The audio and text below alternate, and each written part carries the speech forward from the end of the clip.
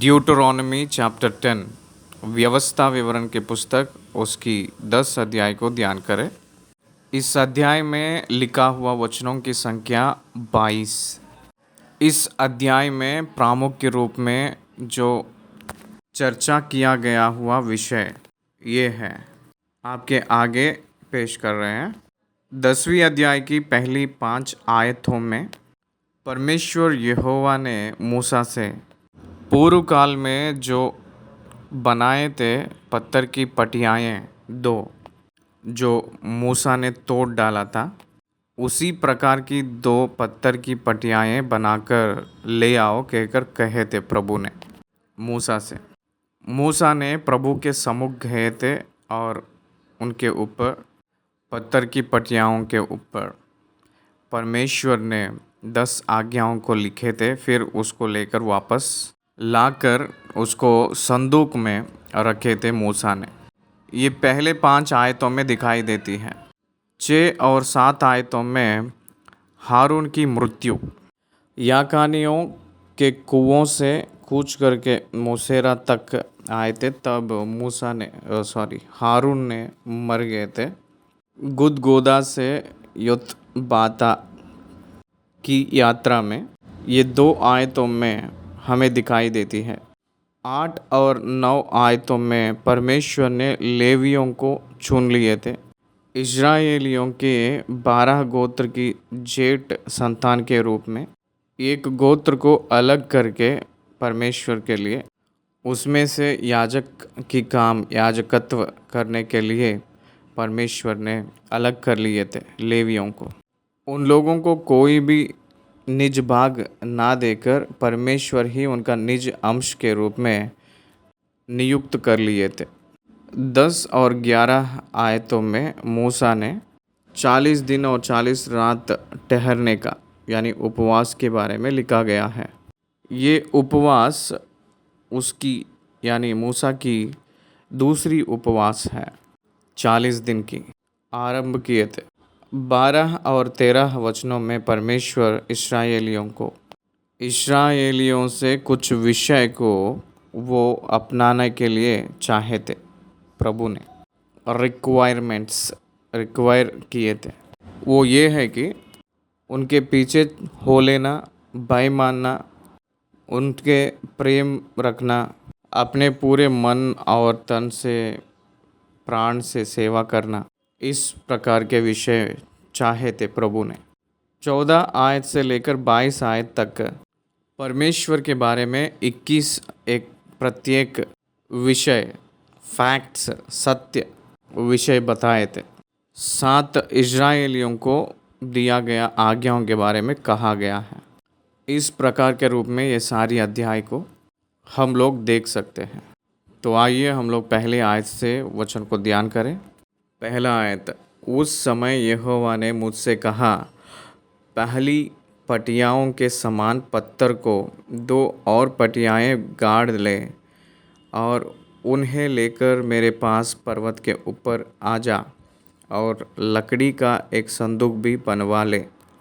देखिए, मूसा ने पहले जो 40 दिन 40 रात जो उपवास रखे थे, यानी परमेश्वर ही स्वयं अपने हाथों से और अपने हाथों से ही पत्थर को बनवाकर, पत्थर की पटियाओं को बनाकर अपने हाथों से लिख के दिए थे आज्ञाएं, जो मूसा ने तोड़ डाला था। उस 40 डेज़ में 40 दिन 40 रात उपवास में मूसा को स्वर्गलोक की एक नकल दिखाए थे। एक बात में बोलना है तो परमेश्वर की महान दया, उनकी संपूर्ण संकल्प में वो जो योजना बनाए थे, वो योजना संपूर्ण रीति से दृश्य के रूप में मूसा को दिखाए थे। इसका मतलब नथिंग बट क्राइस्ट। स्वर्गलोक में जो परमेश्वर की इच्छा पूरी होती है, उसी प्रकार धरती पे इस्राएल के राज्य में उनकी इच्छा परिपूर्ण होने के लिए, पूरी होने के लिए, उनकी प्रेजेंस जिस प्रकार के रूप में है वहाँ, उसी प्रकार मनुष्य के छुड़ौती के विषय में जो योजना है उसकी परछाया के रूप बताया गया है। इसलिए ये जो मिलाप वाली तंबू जो है, जो लोगों के बीच में परमेश्वर जो चाहता उस स्थान पे जो तंबू के रूप में बनाया गया हुआ मिलाप वाली तंबू, उस स्थान में जो रखा गया है, जो संदूक, ये सब यीशु मसीह और उनकी छुड़ौती का योजना को दर्शाती है। वही मूसा को परमेश्वर ने पहले ही बताए थे, दिखाए थे।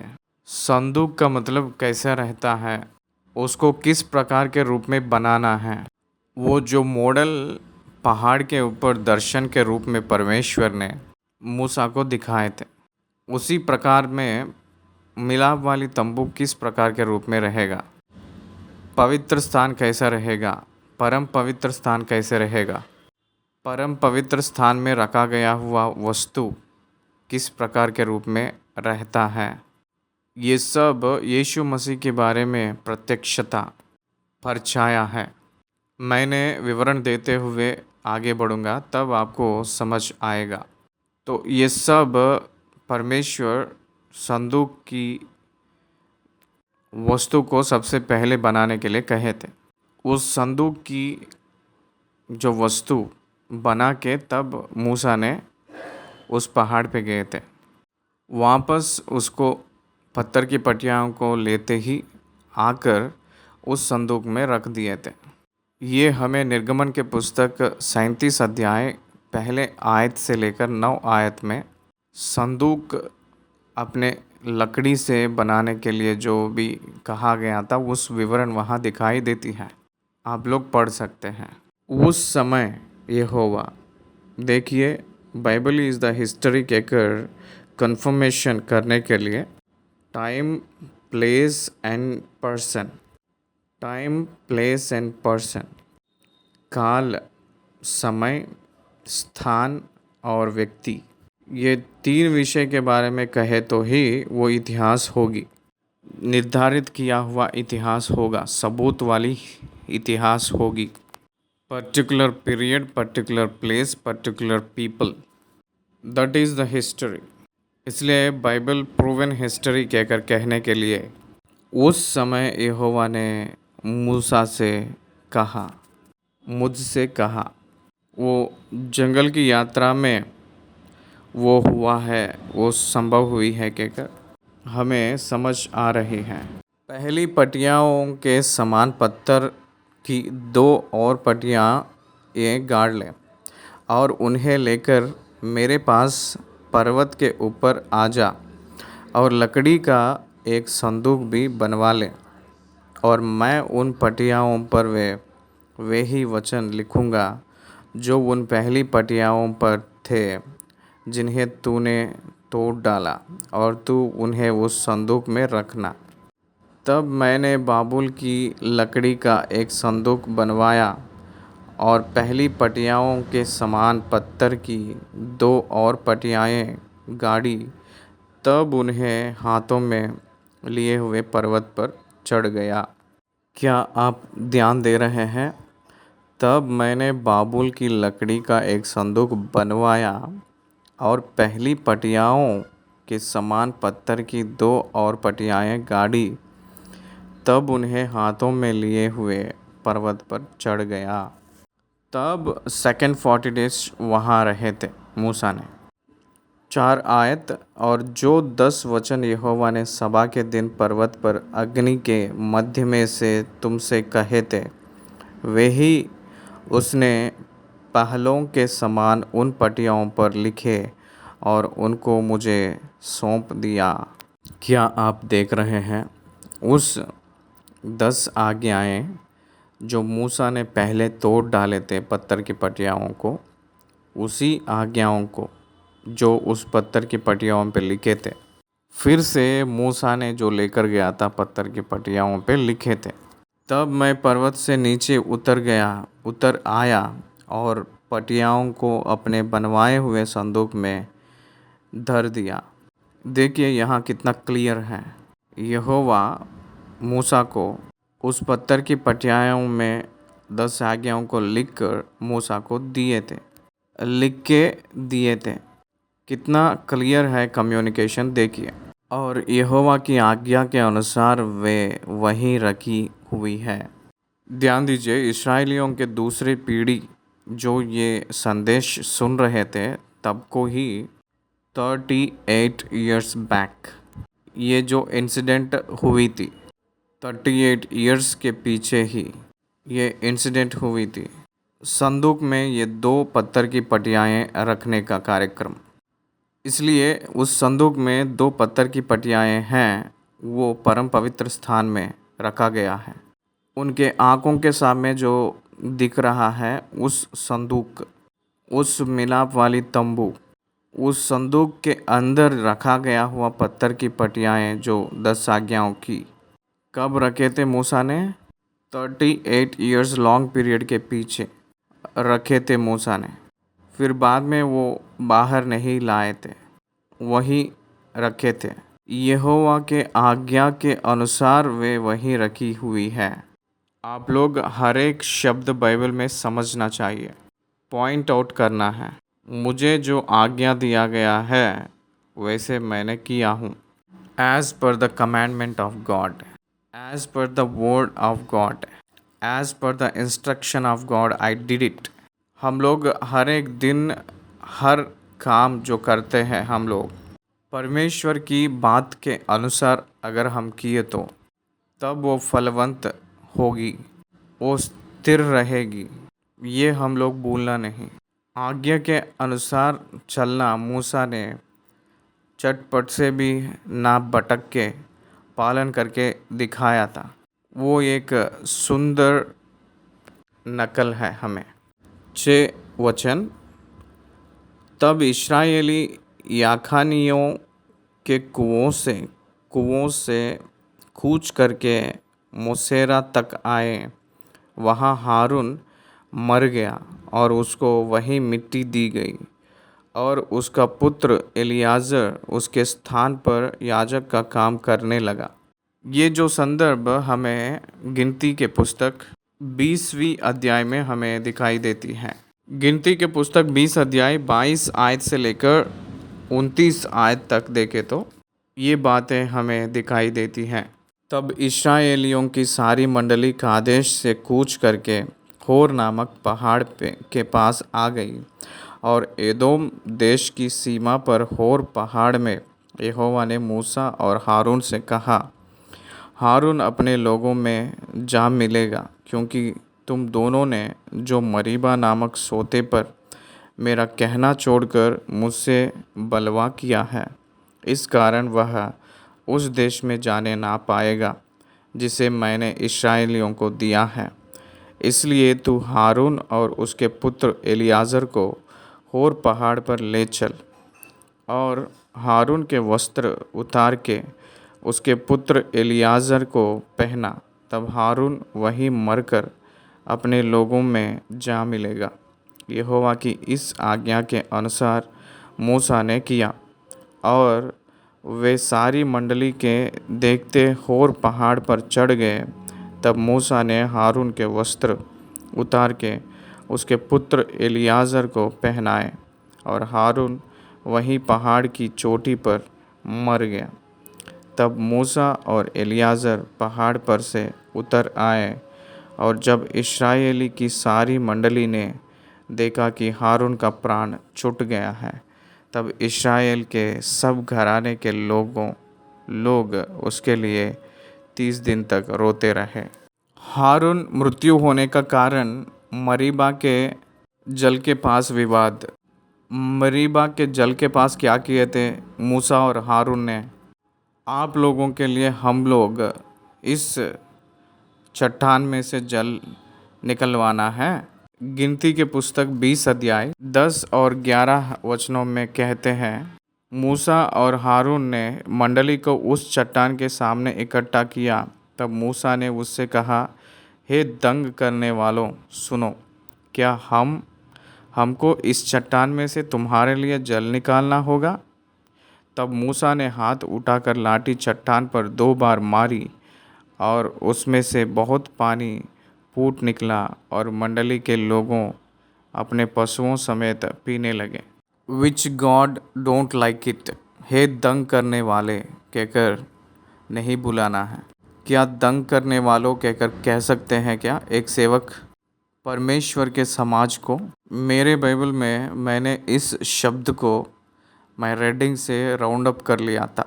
क्या हमको इस चट्टान में से तुम्हारे लिए जल निकालना होगा? कौन निकालेंगे? परमेश्वर निकालेंगे या मूसा निकालेगा?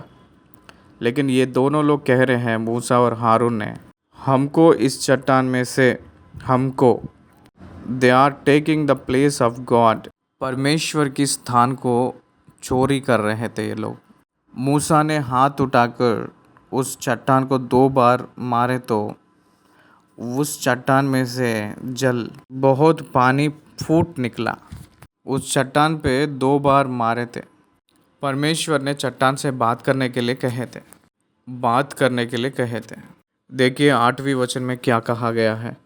उस लाठी को ले और तू अपने भाई हारून समेत मंडली को इकट्ठा करके उनके देखते उस चट्टान से बातें कर, तब वह अपना जल देगी। इस प्रकार से तू चट्टान में से उनके लिए जल निकाल कर मंडली के लोगों और उनके पशुओं को पिला।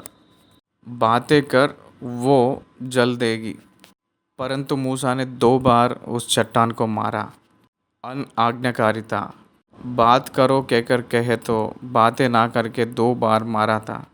1 बार नहीं 2 बार मारे थे। डिसओबीडियंस। उतना ही नहीं, हम लोग निकालेंगे क्या कहकर परमेश्वर के स्थान को लिया था। यहाँ आप लोग एक बात को पहचानना है। ये चट्टान यीशु मसीह है कहकर कहे थे पौलुस ने कुरिन्थियों के पत्री में। वो पहाड़ यीशु मसीह ही है कहकर कहे थे। यीशु मसीह चट्टान जब 2 भाग हुआ था, इसका मतलब क्रूस पे उनको टांगे थे, उनको मारे थे। वो जो निकला है जीवन की जल, क्षमा, नित्य जीवन, अनंत जीवन बही थी और दोबारा क्रूस पे चढ़ाने का ज़रूरत नहीं है यीशु मसीह को। उनके सम्मुख में क्षमा मांगे तो काफ़ी है। एक यीशु मसीह क्रूस पे जाना, दूसरा यीशु मसीह के नाम में क्षमा मांगना। इसलिए उद्धार के निमित्त जो जीवन जिए जैसे यीशु मसीह संपूर्ण कार्य पूरा किए थे, फिर से ज़रूरत नहीं है। इसका अर्थ क्या है? एक बार उस चट्टान पे मारे थे तब उनको जल आया है। दूसरी बार उस चट्टान को पीटने का ज़रूरत नहीं है। बात किए तो काफ़ी है कहकर कहे तो, प्रार्थना किए तो काफ़ी है यीशु के नाम से। God will give us the forgiveness. पाप के निमित्त जो प्रायश्चित क्रूस पे हो चुका है, आपके जिम्मेदारी के रूप में पाप को पहचान कर पवित्र आत्मा आपको कबूल करके क्षमा किए तो काफ़ी है। There is no need of cross again. ये प्रिंसिपल यहाँ परमेश्वर अप्लाई किए हैं। इसलिए दूसरी बार मारना अनाज्ञाकारिता को दर्शाती है। अनुग्रह को अपमान किया जाया जैसा लगता है। इसलिए परमेश्वर हारून ने अपना जीवन ख़त्म करेंगे कहकर कहे थे। केवल हारून को ही नहीं, मूसा को भी कनान देश प्रवेश करने के लिए इजाज़त नहीं दिया गया है। उस संदर्भ में उन लोगों के साथ व्यवस्था विवरण के पुस्तक 10 अध्याय 6 आयत में हारून मर गया था और उसको वही मिट्टी दी गई थी हूर के पहाड़ में, और उसका पुत्र एलियाजर उसके स्थान पर याजक का काम करने लगा। यहाँ आपको एक बात बताना है, इस्राएलियों को प्रधान याजक निरंतर रहना चाहिए। प्रधान याजक ने जब मरता है और एक प्रधान याजक ने देना है, थोड़ा ध्यान से सुनिए जो मैंने बोल रहा हूँ। प्रधान याजक साल में एक बार 7वीं महीना 10वीं दिन में मिलाप वाली तंबू परम पवित्र स्थान में साल में एक बार ईयरली वंस जानवरों के लहू को लेकर प्रवेश करता था। वो जाति प्रायश्चित का दिन है। नेशनल एटोनमेंट डे के रूप में इसको परमेश्वर ने देखते थे। उस दिन वो अंदर प्रवेश करते समय लहू को छिड़कना, संदूक के ऊपर परम पवित्र के स्थान में लहू को छिड़कने के संदर्भ में, अगर वो अंगीकार नहीं किया जाएगा तो वो वहीं मर मिटेगा। उस व्यक्ति को लाने के लिए बाहर कोई भी अंदर जाने के लिए नहीं है, जाने का मना है, क्योंकि इसलिए प्रधान याजक अंदर जाने से पहले ही घंटियों को बांध लेता है। अपने रस्सी को कमर में बांधकर एक कोने को मंदिर के बाहर, मिलाप वाली तंबू के बाहर छोड़ देते हैं। अगर अंदर जाकर जब वो लहू को छिड़कता है तो उस समय जब हिलते रहता है तो इसलिए घंटियाँ बजती है। अगर घंटियाँ बजना बंद हो गए तो इसका अर्थ यह है कि परमेश्वर उनको अंगीकार नहीं किए हैं, उनको मार डाले थे, तो इसलिए वो मर गया है कहकर अर्थ है। तब उस रस्सी को पकड़कर उस डेड बॉडी को बाहर खींचना है, बस उसे छोड़कर कोई भी अंदर जाने के लिए नहीं है। कोई भी कभी भी परमेश्वर को देखा नहीं। एक बार अगर परम पवित्र स्थान में संदूक रख गए के बाद nobody can see it except than high priest, the two yearly ones only। साल में एक ही बार प्रधान याजक ने उस मिलाप वाली तंबू में परम पवित्र स्थान में जाने की चांस है। उसको छोड़कर कोई भी मनुष्य उसको नहीं देख सकता। इसको हम लोग समझना है। उसके बाद उस परम पवित्र स्थान को और पवित्र स्थान को अलग करने के लिए बीच में एक बहुत दृढ़ वाली पर्दा दिख रहता है। Even light cannot pass into it. केवल परमेश्वर ही अंदर ज्योति के समान रहेंगे। बाहर से अंदर ज्योति का रोशनी जाने की जगह नहीं होगा। इसलिए बहुत गहराई जो अंधकार में निवास करने वाले परमेश्वर उस स्थान को रोशनी से भरते हैं। इसलिए एक प्रकार की प्रक्रिया के रूप में हमें दिखाई देती है। हारून ने मरना, प्रधान याजक की मृत्यु, एलियाजर को उनके पिताजी का वस्त्र को पहनाना प्रधान याजक के अर्थ है। इसलिए प्रधान याजक के रूप में हारून के सर पे जो मुकुट को निकालकर एलियाजर, हारून की तीसरी बेटा नादाब, अभी दोनों मर गए थे ना, एलियाजर को उस मौका मिला है। एक एक वस्त्र जो प्रधान याजक का निकालकर एलियाजर को पहनाए के बाद हारून की मृत्यु हुई, परंतु प्रधान याजकत्व जीवन रहे जैसे। इसलिए उसी दिन से प्रधान याजक एलियाजर जिए जैसे अपना जीवन भर रहा था प्रधान याजक के रूप में इस्राएलियों को। उसी के पीढ़ी में से, वंश में से प्रधान याजक लोग कंटिन्यूशन प्रधान याजक के रूप में रखा गया था। इसीलिए वो हारून की क्रम है वो। इसलिए एवरी ईयर, साल में एक बार प्रधान याजक ने उस परम पवित्र स्थान में संदूक के पास जाकर वो लहू छिड़कने का कार्यक्रम प्रधान याजक को दिया गया है। ये जो संदर्भ में इस विषय को ना बता के आगे बढ़ना अच्छा नहीं है कहकर मैंने आपको बता रहा हूँ। उनके प्रति एलियाजर ने याजक बने थे। हारून के प्रति एलियाजर ने याजक बना है। ही प्लीन्स ऑन बिफोर हाफ ऑफ पीपल बिफोर गॉड। परमेश्वर के सम्मुख और लोगों के लिए जो विनती करता है वो है याजक। क्या आप समझ रहे हो? बलि का समर्पण करने वाला याजक है, लहू बहाने वाला है याजक। ये हाथों का बनाया हुआ मंदिर है। जो हाथों को बनाया नहीं है, जो वो मंदिर जो स्वर्गलोक में अपने भेड़ बकरी बछड़ा की खून से ना होकर अपना स्वयं लहू के द्वारा प्रवेश किया, वो याजक ये है कि यीशु मसीह। उसके बाद 8 आयत। उस समय यहोवा ने लेवी गोत्र को इसलिए अलग किया कि वे यहोवा की वाचा का संदूक उठाया करें और यहोवा के सम्मुख खड़े होकर उसकी सेवा टहल किया करें और उसके नाम से आशीर्वाद दिया करें, जिस प्रकार की आज के दिन तक होता आ रहा है।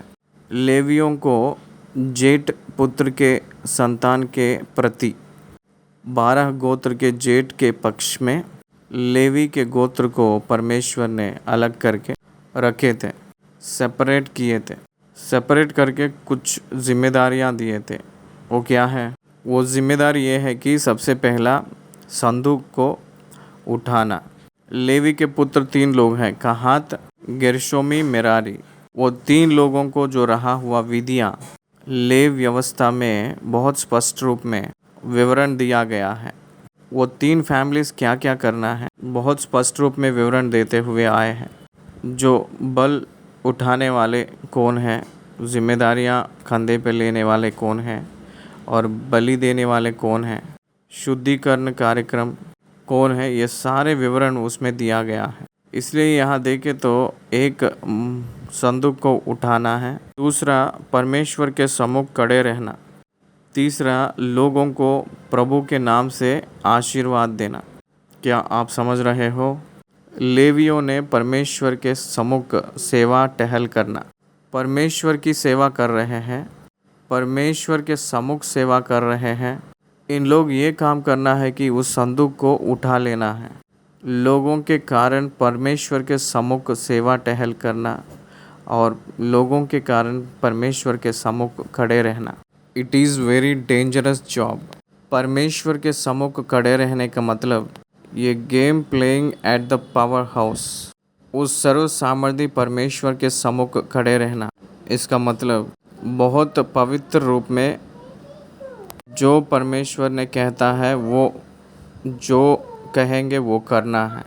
कहीं भी कुछ गड़बड़ हुए तो मर जाएंगे। इसलिए ये जो कार्यक्रम बहुत अद्भुत रीति का कार्यक्रम है। इस कारण लेवियों को अपने भाइयों के साथ कोई निज अंश या भाग नहीं मिला। लेवियों को कोई भी निज भाग दिया नहीं। इस कारण कहकर लिखा है, किस कारण? परमेश्वर के कारण। परमेश्वर ही उनका निज भाग के कारण के वजह से, परमेश्वर ही उनकी निज भाग के कारण, उनको खुद की निज भाग नहीं है। उस काल के लेवी लोग आज के मसीह वालों को एक अच्छा सुंदर एग्जाम्पल है, उदाहरण है। लेकिन उन लोगों को निज भाग व्यक्तिगत रूप में नहीं रहे तो भी उनको निज भाग दिया गया है। किस रूप से? बाकी 12 गोत्र के लोग, 12 गोत्र के लोग काम करके लेकर आते हैं उसका 10वां अंश। 12 गोत्र के लोग 12-10 लेवी लोगों को दिए तो 120 काम करके जो आते हैं उन लोगों को 90% उन लोगों के लिए रहता है। लेकिन लेवी लोगों को 120 रुपीज़ रहेगा। इसलिए लेवी लोग बाकी लोगों से ज़्यादा रूप में दिखाई दे रहे हैं। ये परमेश्वर चाहते हैं, परमेश्वर इस प्रकार के रूप में चाहे थे। परमेश्वर के दास विश्वासियों से भी बल के रूप में, सामर्थ के रूप में, स्थिर के रूप में और बहुत महान के रूप में रहना है। वो परमेश्वर की नियुक्त किया हुआ भाग ही है। उस प्रकार के रूप में ही वो लोग जो निवास करते हैं उस घर सब मुफ्त में ही दिया गया है। वो लोग जो खेती बाड़ी करते हैं वो भी मुफ्त के रूप में दिया गया ही है। इसलिए वो लोग सिर्फ काम करने के लिए नहीं, आराधना करने के लिए अपने आप प्रत्येक अलग कर लिए हैं। वो लोग परमेश्वर के पक्ष में, परमेश्वर के नाम से लोगों को आशीर्वाद देने के लिए है। ट्रू क्रिश्चियन भी इसी रीति से रहता है। ओल्ड टेस्टमेंट में किंग्स अलग है और प्रीस्ट्स अलग हैं। पुराना नियम में याजक लोग लेवी लोग थे और राजा लोग यहूदी लोग थे। यरूशलेम को पालन किए हैं, राज्य किए थे, वो 19 लोग भी यहूदी गोत्र के लोग ही थे। को ध्यान करें, यरूशलेम को जो राज्य किए थे वो राज्य करने वाले राजा लोग भी यहूदी के गोत्र के ही थे, जो 19 लोग थे। इसीलिए kings of from Judah and the Levites are from Levi. परंतु न्यू टेस्टमेंट में इन दोनों को मिलाए थे, याजक और राजा। इसका मतलब परमेश्वर के सम्मुख खड़े रहने वाला, लोगों की रक्षा करने वाला एक मसीह होता है, ईसाई होता है। A true Christian is king and at the same time priest also. सच्चा मसीह व्यक्ति सच्चा राजा के रूप में और सच्चा और याजक के रूप में परमेश्वर के सम्मुख रहेगा। ये बहुत आश्चर्यचकित आशीषमय परिस्थिति है। परमेश्वर की संबंध होके परमेश्वर की सेवा में रहता है और दुनिया के संबंध होकर दुनिया का सर बनेगा, दुनिया का सर के रूप में रहेगा, राजा के रूप में। That is the nature of the Christian in new testament. नया नियम के मसीह वालों को ये परमेश्वर जो दिया हुआ महान अनुग्रह वरदान है, परंतु उसको हम लोग समझते नहीं। अपने जीवन में वो पावर नहीं दिखाई दे रही है। मैंने इस वचन पे इतना विवरण आपको दिया हूँ। और 9 वचन में देखें तो इस कारण लेवियों को अपने भाइयों के साथ कोई निज अंश या भाग नहीं मिला। यहोवा ही उनका निज भाग है, जैसे कि तेरे परमेश्वर यहोवा ने उनसे कहा था। इसीलिए हम लोग धरती पे कोई भी निज भाग को हम लोग नहीं चाहते हैं। परमेश्वर ही अपना निज भाग है। ये केवल परमेश्वर के दास लोगों को ही इस वचन होगा कहकर मत सोचिए, आप लोग गलती कर रहे हैं। ये सारे मसीह वालों को ये वचन सूट होता है। ये मसीह वाला कोई भी अपने स्वार्थी के लिए इस धरती पे जीना नहीं और वो वैसे जीता भी नहीं। उसको जो उद्धार किया है, रक्षा किया है, उस परमेश्वर के लिए इस धरती पे जीता है। दुनियादार के लोग दुनिया के लिए जीवित होते हैं, जीते रहते हैं, परंतु परमेश्वर के जन इस धरती पे परमेश्वर के लिए ही जीवन बिताते हैं। उन लोगों के गोल्स अलग होती हैं, उन लोगों की किनारा अलग होता है।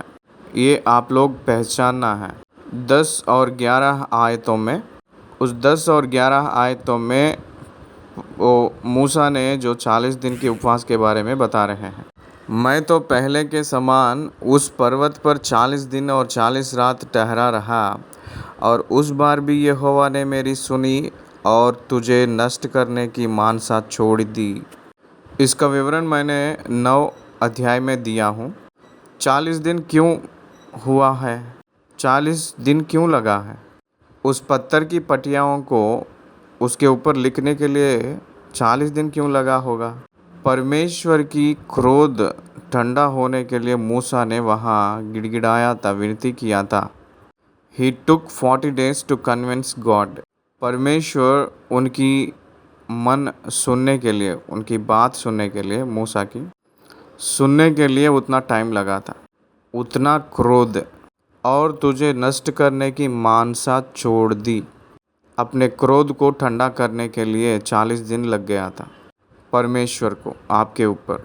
11 आयत, फिर यहोवा ने मुझसे कहा, उठ और तू इन लोगों की अगुवाई कर, ताकि जिस देश के देने को मैंने उनके पूर्वजों से शपथ खाकर कहा था, उसमें वे जाकर उसको अपने अधिकार में कर ले।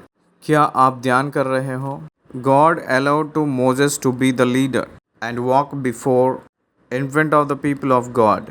परमेश्वर के जन के सामने नायक के रूप में खड़े होकर उनके सामने चलने का अनुग्रह परमेश्वर ही उनको दिए हैं, मूसा को।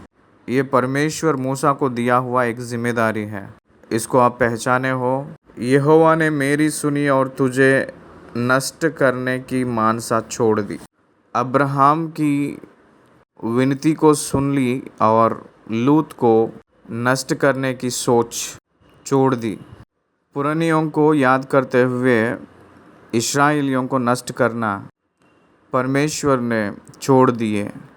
Impact of the prayer of the righteousness. धर्मी जन की प्रार्थना मन से सुनाया जाएगा। धर्मी जन की प्रार्थना तोड़ती है सारे बंधन, कहकर वचन कहती है ये पूरा हुआ है, इसलिए मांगे तो तुम्हें मिलेगा, कहकर जो प्रिंसिपल यहाँ दिखाई दे रही है। जो मांगे तो हर एक व्यक्ति पाएगा, कहकर न्यू टेस्टमेंट में कहा गया है। उस पहाड़ की उपदेश में न्यू टेस्टमेंट में जो मांगने वालों को दिए जैसे प्रभु दिखाई दे रहे हैं। मांगे तो तुम्हें दिया जाएगा। बहुत से लोग ना मांगने से ही नहीं प्राप्त कर पा रहे थे, नहीं प्राप्त कर रहे हैं। You need to pray more and more. आप अत्यधिक रूप में प्रार्थना करना है। केवल आपके लिए ही नहीं, लोगों के लिए प्रार्थना करना है। आजकल मसीह वालों की प्रार्थना केवल परिवार तक ही सीमित हो जा रही है, अपने स्वयं खुद के लोगों के लिए ही रह जा रही है। No, beyond that you need to pray. उससे बढ़कर आप प्रार्थना करना है। यहोवा उनको देंगे कहकर उनके पुरनियों को जो वादा किए थे, जिस देश के देने को मैंने उनके पूर्वजों से शपथ खाकर कहा था, पूर्वजों से शपथ खाया हुआ उस देश को, उस संतान जब तक चले नहीं जाए नहीं, आप उनके आगे चलो। This is the commandment of God to every Christian. हर एक मसीह वालों को परमेश्वर जो दिए हैं आज्ञा, वो क्या है पता है? Walk before the world. इस दुनिया के आगे आप चलना है। ये परमेश्वर का कमीशन है हमें। इसलिए हर एक मसीह वाला नायक ही है, नेता ही है। हर एक मसीह वाला याजक ही है। हर एक मसीह वाला राजा ही है। लेकिन ये सत्य हमें समझ नहीं आ रहा है, इसलिए और भी हम लोग उस प्रमाण में हम लोग जा नहीं पा रहे हैं। We are not up to the God's measurement. परमेश्वर की सीमा में हम लोग नहीं जा पा रहे हैं। परमेश्वर मूसा को जैसे आज्ञा दिए हैं, उसी रीति से मूसा ने उनके आगे चल रहे हैं। 38 लॉन्ग ईयर्स प्रभु ने मूसा को दिए के बाद वो आगे चलने लगे। उसके बाद 12 और 13 आयतों में उनके रिक्वायरमेंट्स, परमेश्वर की रिक्वायरमेंट्स हम लोग देख सकते हैं। परमेश्वर प्रजा के ओर से क्या चाह रहे हैं वो बता चुके हैं 12-13 आयतों में। अब हे इस्राएल, तुझे मैंने नियुक्त कर लिया हूँ, इसलिए हे इस्राएल कहकर कह रहे थे। तेरा परमेश्वर यहोवा तुझसे इसके सिवाय और क्या चाहता है कि तू परमेश्वर यहोवा का भाई माने। नंबर 1, उसके सारे मार्गों पर चले। नंबर 2 और नंबर 3, सारे प्राण से उससे प्रेम रखें। और नंबर 4, पूरे मन और अपने सारे प्राण से उसकी सेवा करें। नंबर 5, यहोवा की जो जो आज्ञा और विधि मैं आज तुझे सुनाता हूँ उनको ग्रहण करे, जिससे तेरा भला हो। उनको सेवा कर, उनको प्रेम रख, उनके भय मान और उनकी आज्ञा के अनुसार चल। इस प्रकार की 5 आज्ञाएं दे रहे हैं। मेरे प्रिय परमेश्वर के संतान, सबसे पहले हमको भय होनी चाहिए प्रभु के बारे में। उनके भय हम लोग मानना है। यहोवा का भय माने। वो दंड देंगे कहकर डरना नहीं। उनके बेटे के रूप में उनको किस चीज़ में अपमान ले आएंगे, उस विषय में आप भय मानना है। वो दंड देंगे कहकर डरना, वो डर नहीं। मैंने मेरे पिता की नाम को रोशनी नहीं कर पा रहा हूँ, अपमान ले आ रहा हूँ कहकर डरना है। देखिए, एक राजा ने कंगाल के रूप में रहे तो कैसे उसको भय के साथ आगे बढ़ाना है। इसीलिए पौलुस ने कहते हैं कि आपको जो मिला है उद्धार, ये भय से और कांपते हुए उसको आगे बढ़ाओ कहकर कहते हैं। What is that salvation? Kingship and priesthood. आप जो पाए हैं उद्धार, वो उद्धार क्या है? उद्धार का मतलब याजकत्व और राज्य के ऊपर राजा के रूप में राज करना। इसको आप आगे बढ़ाना है। उसके लिए परमेश्वर के सम्मुख आप डरना है। उनके सारे मार्ग पर चले, कुछ मार्ग पर नहीं, सारे मार्ग पर। उनके सारे मार्ग पर चलना है।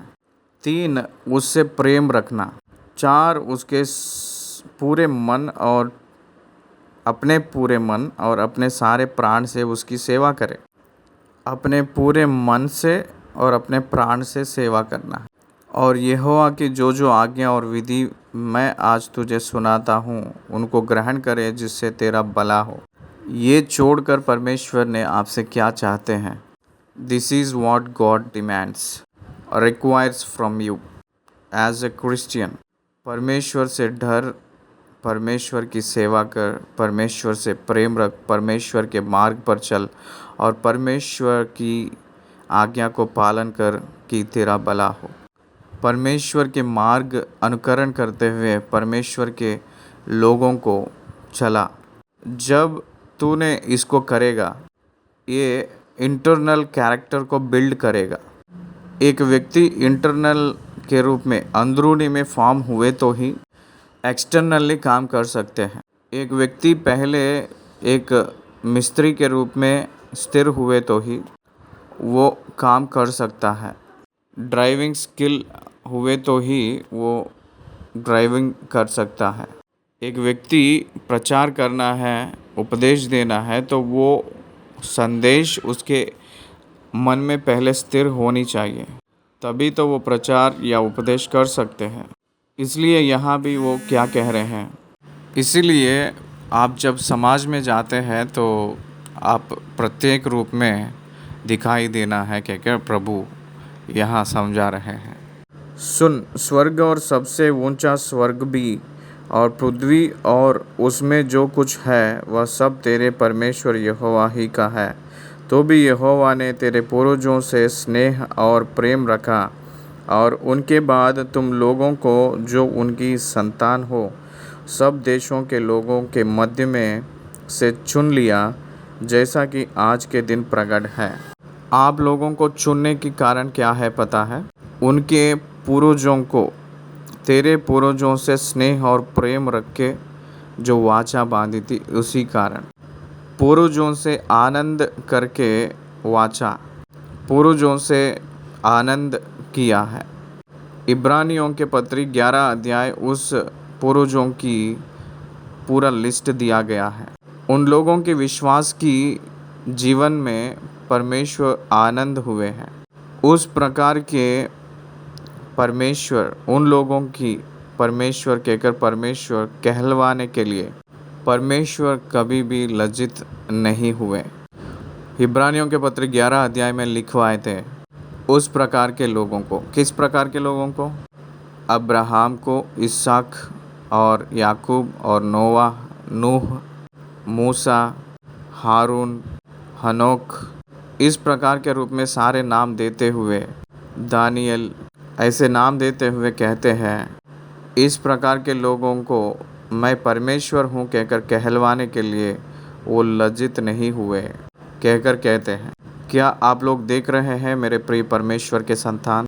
कारूपाटिस शांति सागर का परमेश्वर हूँ मैं कहकर कहलवाने के लिए परमेश्वर लज्जित नहीं होते हैं कहकर मैंने प्रकट करना है, तो मेरे अंदर वो जीवन होनी चाहिए। मैंने परमेश्वर की लज्जित करने की जीवन जिए तो परमेश्वर मेरे बारे में उस रीति से नहीं कहेंगे जैसे मेरा सेवक आयुब को देखे हो कहकर शैतान के सम्मुख परमेश्वर की महानता एक बार सोचना है हम लोग। इसलिए हम लोग अपने आप को नियुक्त करने के लिए परमेश्वर की योजना, उनकी वादा के वजह से, वो दया की संकल्प के वजह से हुई है। 16वीं वचन, इसलिए अपने अपने हृदय का खतना करो और आगे को हठीले ना रहो। हृदय की खतना, इस्राएलियों को परमेश्वर ने खतना की रीति दिए है। कहाँ दिए थे? अब्राहम से परमेश्वर ने कहे थे, आप और आपकी घर पे सभी लोग, इश्माएल, सभी को खतना कर लो कहकर कहे थे। एक ही दिन सारे घराने खतना हुए थे।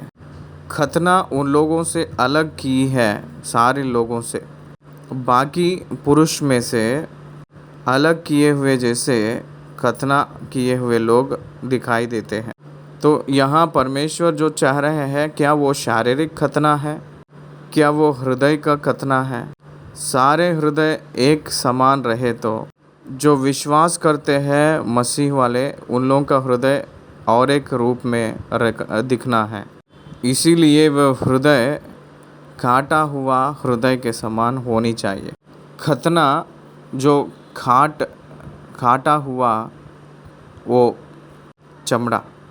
हृदय की कतना मतलब काटा हुआ हृदय। इसका मतलब it is specially moulded according to his plan and word.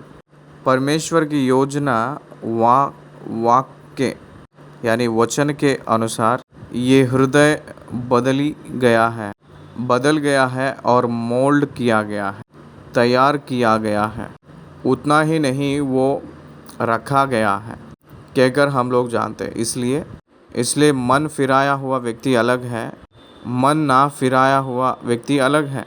इस दुनिया में मन नहीं फिराए हुए लोग और मन फिराए हुए लोग दो भीड़ हैं। हृदय की कतना पाए हुए लोग, हृदय की कतना नहीं पाए हुए लोग। शारीरिक कतना का ज़रूरत ही नहीं, उसके वजह से कोई भी प्रयोजन नहीं है कहकर पौलुस ने नया नियम में बहुत स्पष्ट रूप में बताए थे। शारीरिक खतना के वजह से प्रयोजन क्या है, लाभ क्या है, उसके वजह से कोई भी लाभ नहीं है। वो केवल शारीरिक रूप के धारण करके ही शारीरिक संबंध ही है, परंतु हृदय का खतना बहुत प्रामुख्य है और परमेश्वर चाह रहे हैं इस खतना को।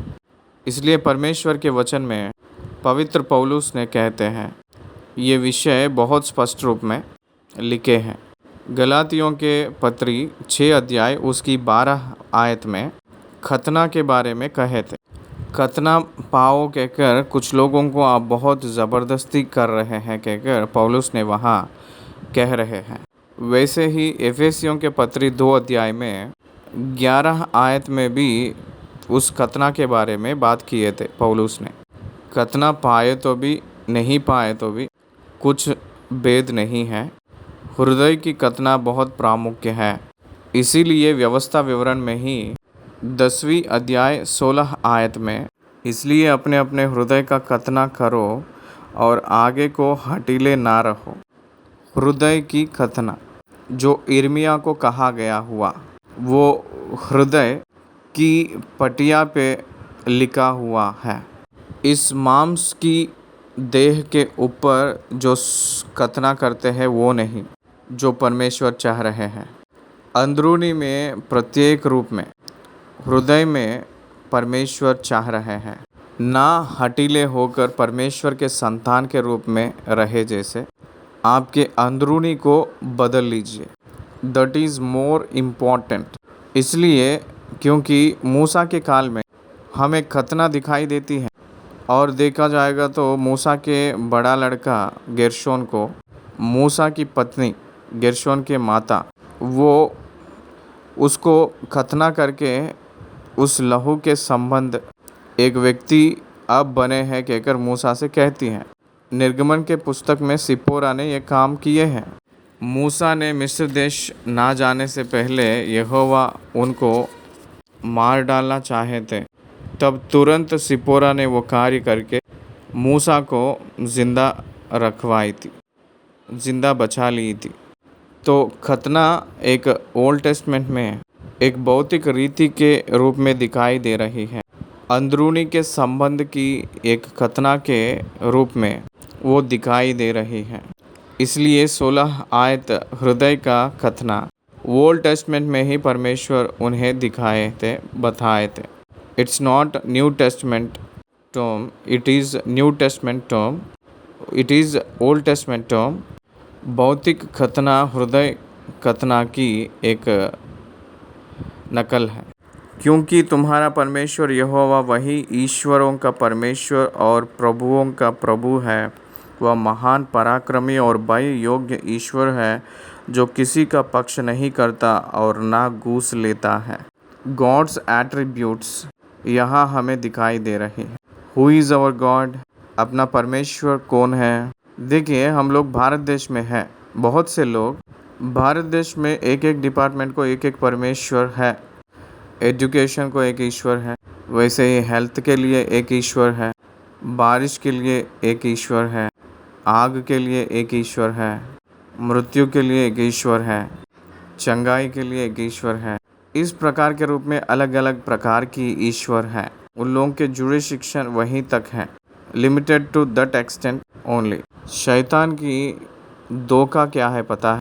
परमेश्वर यहोवा को यीशु मसीह परमेश्वर है कहकर अंगीकार ना करके मनुष्यों को भरमा कर मूर्तियों के तरफ मोड़ मनुष्यों ने उन लोगों को जो चाहिए उसको पाए, जैसे कन्वर्ट हुए के बाद में जिसको जो परमेश्वर है उसी का सीमित कर लिए थे, सेट कर लिए थे।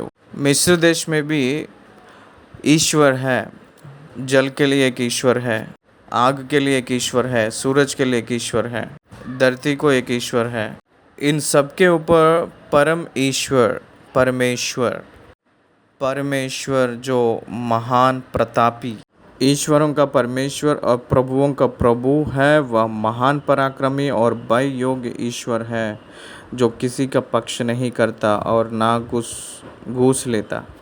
इस परमेश्वर के बारे में बाइबल ये कह रही है, इनको असंभव कुछ भी नहीं है, सारी संपत्ति उनमें है। इसलिए यीशु मसीह कौन है कहकर कहे तो वो महान परमेश्वर है कहकर पौलुस ने तीतुस की पत्री तीतुस में कहा गया है। महान परमेश्वर अपना उद्धारकर्ता कहकर कहे थे।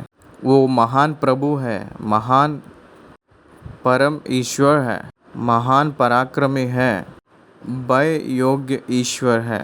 वो किसी का पक्ष नहीं होने वाला परमेश्वर है। एक मनुष्य के वजह से नहीं, वो अपने आप के वजह से कार्य करते हैं, घूस नहीं लेते हैं। वो ईश्वरों के बारे में लिखते हुए ये बात क्यों लिखे हैं? परमेश्वर के बारे में लिखते हुए ये बात इसलिए लिखे हैं, अपने संपत्ति से परमेश्वर को कबूल नहीं करवा पाएंगे, क्योंकि आराधना के व्यवस्थाएं आए हैं। इवन इन जेरूसलम में भी आराधना की व्यवस्था आया है। परमेश्वर से जो आराधना करते हैं वो आत्मा से सच्चाई से आराधना करना है कहकर परमेश्वर चाह रहे हैं। परमेश्वर की संकल्प है ये। परंतु धर्मी रूप की आराधनाएं सिर्फ यरूशलेम में ही नहीं, पूरा विश्व में आ चुके हैं। उन सब में आराधना जो निर्वाह कर रहे हैं, जो याजक कहते हैं, परमेश्वर के स्थान में पैसे को, धन को स्थापना कर लिए हैं। इज़राइल में भी दशम अंश और इज़राइल में भी वो बलि अर्पण, कुछ प्रकार की पुरानियों के रीति रिवाज, कुछ चीज़ों को हटाकर धन को ही परमेश्वर के रूप में कर लिए हैं। परंतु मसीहत में वो स्थिति नहीं है। कोई भी परमेश्वर के दास परमेश्वर ने पैसे दिए तो वो काम करेगा परमेश्वर ने कहकर अगर कहेंगे तो उससे बढ़कर और कोई भी चोर नहीं है। आप पैसे देकर उस परमेश्वर से काम करवा ले सकते हैं कहकर जो गलत भावना, पाप है, वो जागरूकता का कमी है। इसलिए आप दान देंगे तो परमेश्वर भलाई करेंगे। आप इतना दशमा अंश देंगे तो परमेश्वर आपको कार्य करेंगे कहकर नहीं। दशमांश क्यों दे रहे हैं? धन्यवाद के रूप में हम लोग दे रहे हैं। दशमा अंश से भी ज़्यादा देना है। नया विश्वासी, नया पीढ़ी के, नया नियम के संबंध लोग किसको देना है? परमेश्वर के दास को देना है, परमेश्वर की सेवा के लिए देना।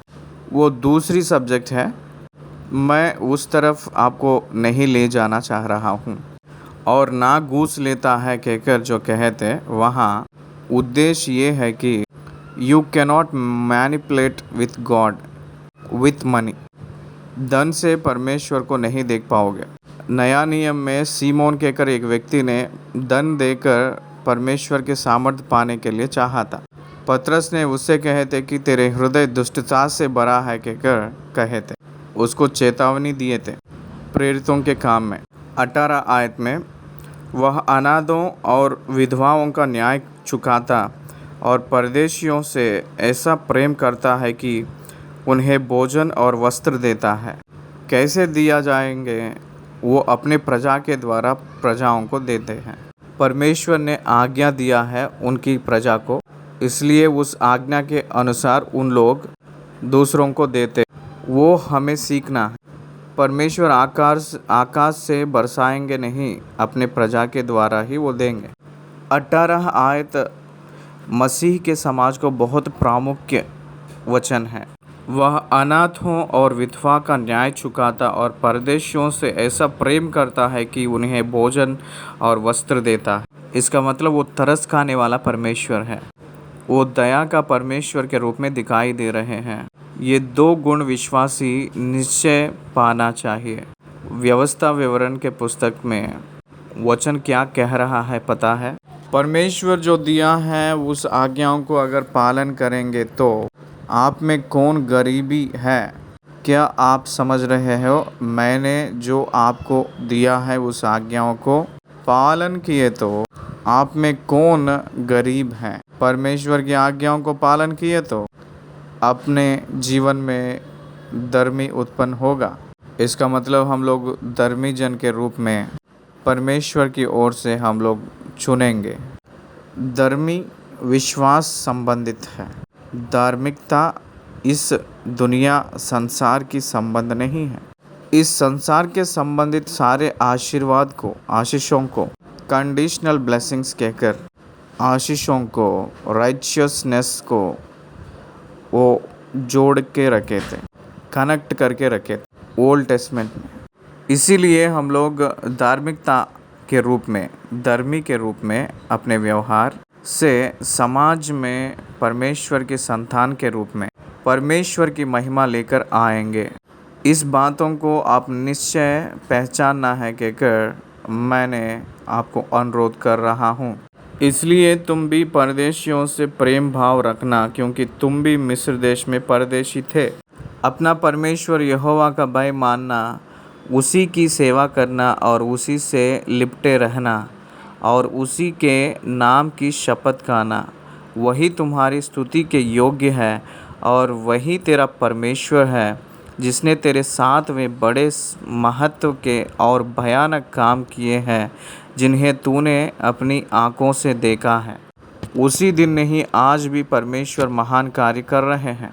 तेरे पुरखा जब मिस्र में गए तब 70 ही मनुष्य थे, परंतु अब तेरे परमेश्वर यहोवा ने तेरी गिनती आकाश के तारों के समान बहुत कर दी है।